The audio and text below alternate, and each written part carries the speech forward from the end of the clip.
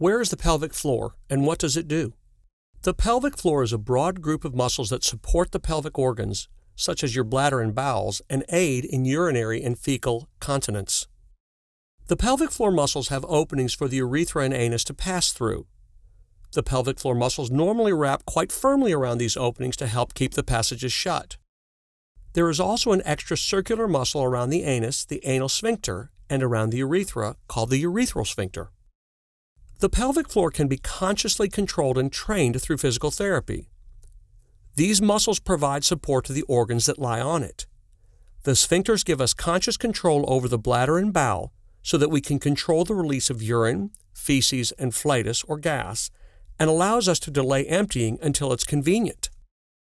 When the pelvic floor muscles are contracted, the internal organs are lifted and the sphincters tighten the openings of the anus and urethra. Relaxing the pelvic floor allows for the passage of urine and feces.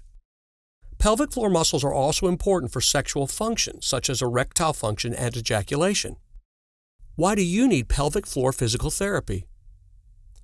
Occasionally after radical prostatectomy, a patient will experience stress incontinence. This may manifest as mild leaking while laughing, coughing, sneezing, or lifting. Usually within 3 months, this has resolved without treatment. Occasionally, stress incontinence is persistent. Pelvic floor physical therapy.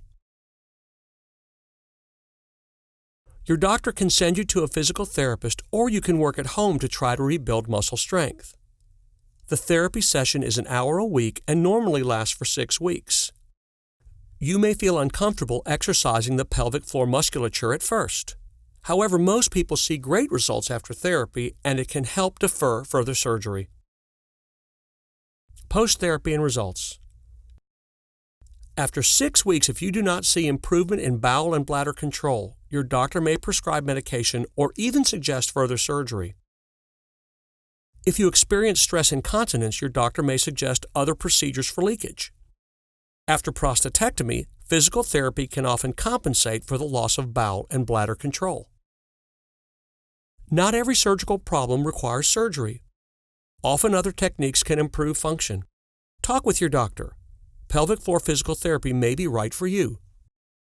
Thank you for taking the time to view our video. We hope that you are better informed about your upcoming procedure. Your nurse or physician will be with you shortly to answer any further questions that you might have.